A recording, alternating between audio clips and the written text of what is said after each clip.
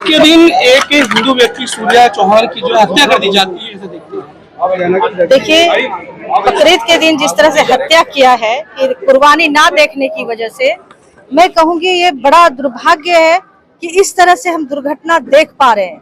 मैं ये कहूंगी जिस तरह से वो कुर्बानी दे रहे हैं ना बकरे की, तो हमारी माँ काली भी, माँ जगदम्बा को भी बलि की जरूरत है। अभी इनकी बलि देने की बारी आ गई है, अब इनकी बलि देंगे हम लोग। जब ये नहीं मानेंगे तो महाकाली को बलि अब इनकी देने की बारी आई है, हम बलि देंगे। ये कुर्बानी करते हैं ना बकरों की, और साथ में सूर्या की जिस तरह से निर्मल हत्या की गई है, कतई बर्दाश्त नहीं किया जाएगा।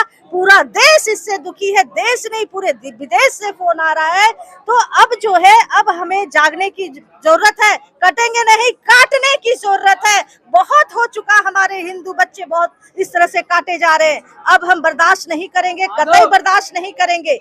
और हर मोहल्ले के मैं एक एक हिंदू बच्चों से आह्वान करना चाहती हूँ कि जहाँ ये उल्टे टोपी वाले दिखे वहीं इनको खदेड़ो। अब वो दिन आ गया है, इन्हें पाकिस्तान भेजने की बारी आ गई है। हिंदुस्तान में, इस हिंदुस्तान धरती पे रहना है तो हमारे मुताबिक रहना पड़ेगा, अन्यथा इन्हें भगा दिया जाएगा। और जनता ही ऐसे एक्शन क्यों ले, सरकार क्यों नहीं लेती है? सरकार तो माननीय योगी जी को साधुवाद देते हैं कि इन्होंने तुरंत एक्शन लिया है, लेकिन अब हर घर में हथियार रखने की जरूरत है। अगर उस बच्चे के हाथ में तलवार होता, हथियार होता, तो आज वो बच्चा मारा नहीं जाता। तो इसीलिए घर घर में हथियार रखना बहुत जरूरी है। और ये जब तक हथियार नहीं रखेंगे तो इस तरह से इन जिहादियों के चक्कर में हम कटते जाएंगे।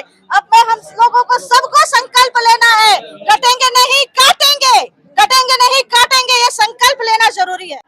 देखिए, मुझे ऐसा लगता है कि सूर्या ना तो पहला बच्चा था जो जिहादियों की भेंट चढ़ गया, ना आखिरी है। और जब से तरुण गया है उसके बाद मुझे लगता है 10वां 12वां बालक है जिसे मैं रोने आई हूँ। और मतलब इससे बुरा कुछ एक माँ के लिए हो नहीं सकता कि उसका जवान बेटा इस तरह से मार दिया जाए। देखिए, मौत जो है नैसर्गिक है, लेकिन यदि कोई मार दे तब उसका ना तो आपको कभी सब्र आएगा और ना ही आपका मन शांत होगा। क्यों? क्योंकि आपके बच्चे को आपसे छीन लिया गया। बात सुनिए पहले पूरी। इस सूर्या जैसे जितने बच्चे जिहादियों की भेंट चढ़ रहे हैं उसके लिए मुस्लिम मौलाना पूरी तरह से जिम्मेदार है। छोटे छोटे नाबालिग बच्चों को जो है भड़का रहे हैं इस बात के लिए कि भाई जो है इनके हिंदुओं के बालकों को काटो। दूसरे हमारे धर्मगुरु जिम्मेदार हैं। भाई क्यों नहीं बोल रहे? जब रोज हमारा बच्चा काटा मारा जा रहा है तो हिंदू धर्मगुरु क्या कर रहे हैं? किसी की आवाज क्यों नहीं आ रही है? मतलब अगर हमारे हिंदू धर्मगुरु नहीं बोलेंगे अपने बालकों के लिए तो भाई फिर ये तो मौलाना ऐसे कटवाते रहेंगे तुम्हारे बालकों को। तीसरे तुम्हारे नेता जो सबके साथ के सबके विकास के नाम पे हमारे बालकों को परोस दिया, भाईचारे के नाम पे इन्हें भाई भाई कहते कहते हमारे बालक इनके चारा बन गए। सारे हमारे बालक सारे मारे जा रहे हैं। कितनी दिन रोएंगे आके रोज अपने बालकों के लिए? और एक एनकाउंटर से क्या ये मामला सुलझ जाएगा? आपको लगता है कि इस एनकाउंटर के बाद ये घटनाएं खत्म हो जाएंगी? बिल्कुल भी नहीं होंगी। ये मानसिकता है और मानसिकता बदलने के लिए अब हिंदुओं को भी अपनी मानसिकता बदलनी पड़ेगी।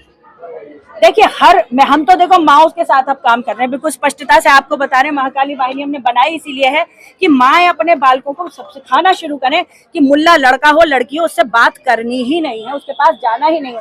देखिए, पहला बचाव है। और अगर कोई फंस गया या इस तरह की स्थिति हो गई है तो इनका बहिष्कार करो। आज की तारीख में यहाँ से हिंदू पलायन करने की स्थिति में है और यहाँ से एक एक करके चले जाएंगे।